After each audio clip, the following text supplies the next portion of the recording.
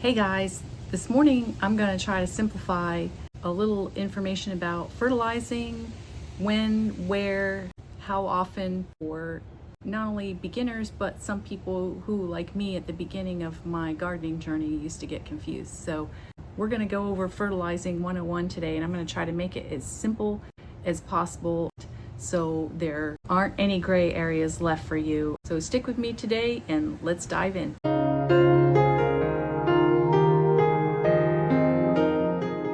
I thought I'd start off explaining a little about the difference between your organic fertilizers and the synthetic. You'd be better off with organic, especially when you're first starting out, because they're a little less in strength.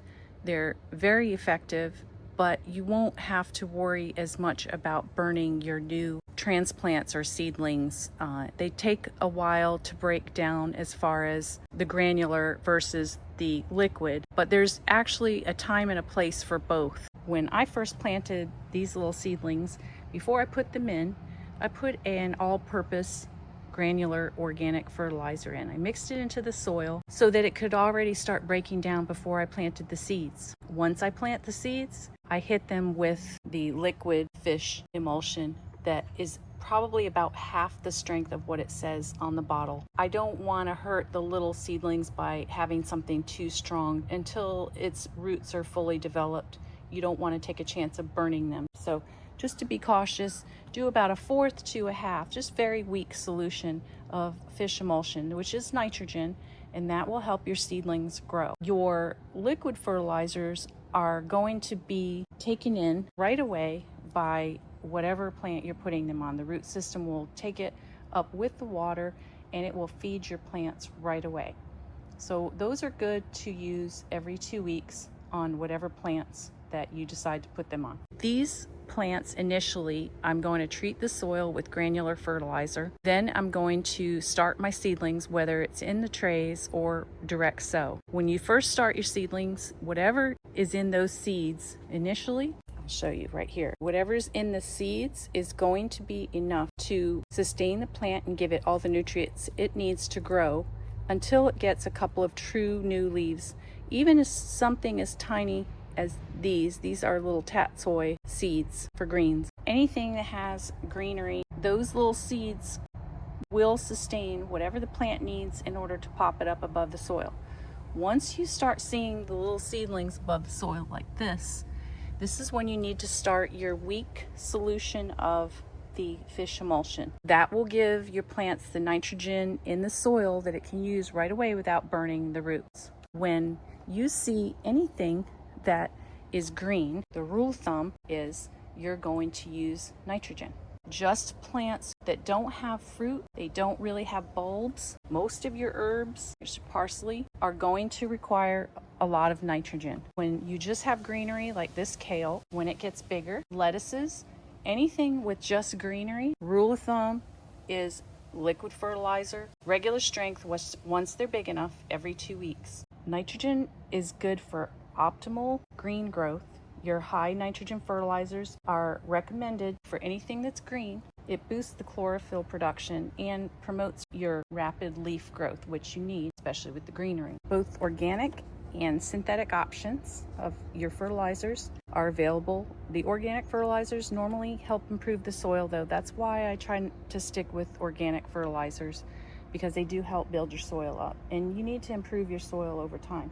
Synthetic ones provide quick results, but they don't build your soil up and make it healthier. They just kind of feed the plants. They don't feed the soil. So all of these you're seeing here, this is lettuces. I have some bok choy, a little bit of Swiss chard, kale, pretty much everything in this bed.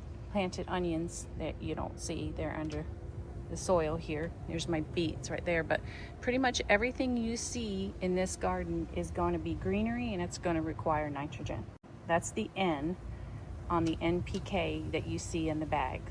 I sprinkle the granular fertilizer at least once a month, mix it into the top of the soil a little bit so that it gets inside the soil. And then the rest of the time, every 2 weeks, I use the fish emulsion, which is pretty much strictly nitrogen. Tomato plants in the back, when I very first plant them, they need nitrogen more than anything else because That helps them grow. Then once your tomatoes start to get bigger like this, and you see these flowers right here, flowers mean it's time to switch over to phosphorus. It's essential for bulb and blooming and promotes your strong root growth in plants also. It helps with energy transfer and root development. It's a key nutrient for healthy plant growth. But just remember, phosphorus is very important for anything flowering and bulbing. That's the P on the NPK. And next, your potassium you'll see is the K that you'll see on the packages of fertilizer. Potassium is important for overall plant health, helps water regulation, nutrients transport, and also helps photosynthesis. And so it makes plants stronger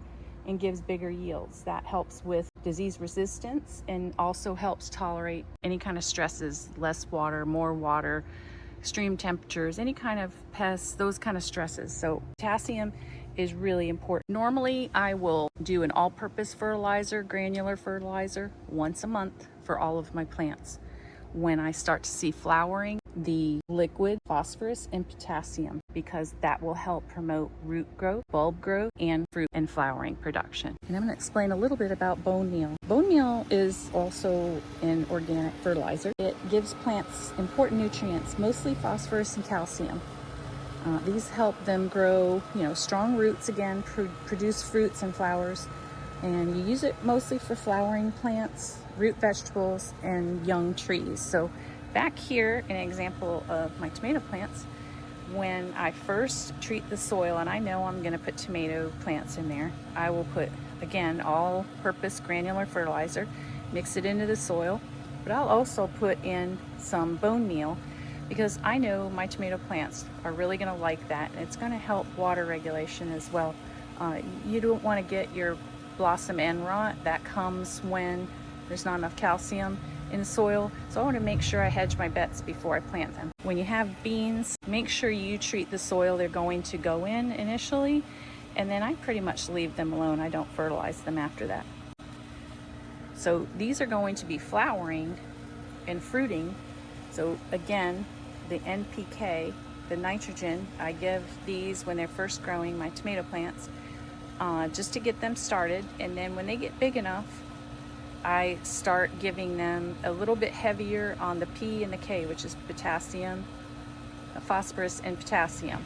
And the reason I do that is because I'm trying to help the overall health of the plant, the root system, and help them develop flowers and fruits. So these are my pepper plants. I just kind of stripped them recently because they had some kind of funky fungus on them, and I sprayed them, so they're a little naked right now. But pepper plants, same thing. You're going to treat those exactly the same as your tomato plants. They need a lot of the same nutrients. So I treat the soil with granular fertilizer. I also mix in bone meal.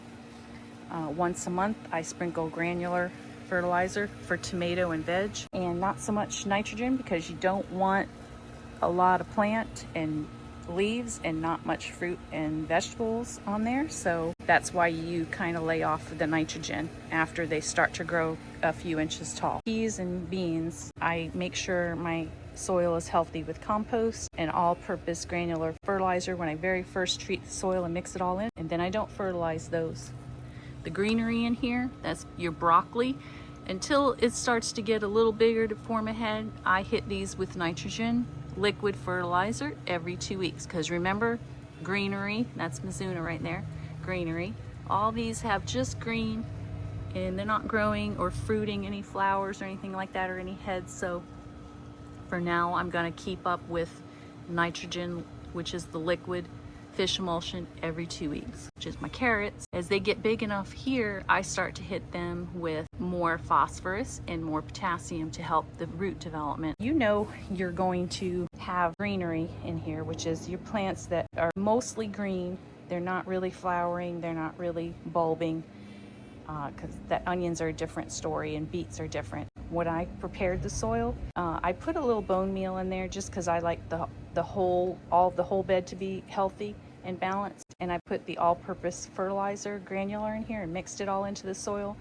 But I also put a lot of blood meal in here, and that's an organic fertilizer that is used mostly to give plants a really high amount of nitrogen, and it promotes plant growth. Blood meal is also good for acid-loving plants. Anything like cauliflower, broccoli, cabbage gives them a really good boost in the soil. So if you know where you're going to plant those, make sure you treat your bed with that and mix it all in the soil. The lesson here mainly is anything just green needs mainly nitrogen, all forms, which are your liquid, your blood meal, your granular, your fish emulsion.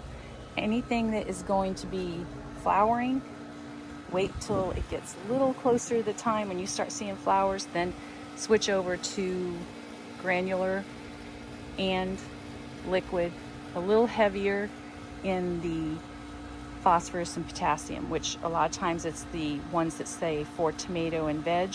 Those are good. Anything else in between, just to strengthen, I give a little bit of fish emulsion as a liquid boost every 2 weeks. The granulars I use once a month. And starting on my next video, I'm going to start adding a helpful recipe out of my Family Keeper cookbook. It is a collection of all the things that I've made over the years that my family has enjoyed, and things that I have found to be delicious and healthy, and I thought some of you might enjoy. So I'm going to put up a recipe just to make suggestions and what you might use the vegetables for that you're growing in your garden as a little handy extra bonus. So I hope you take advantage of that. That'll be the gourmet part of the Green Thumb Gourmet. If you have any questions, please put them below. I'd love to hear from you in our gardening community. You don't have to be a master gardener.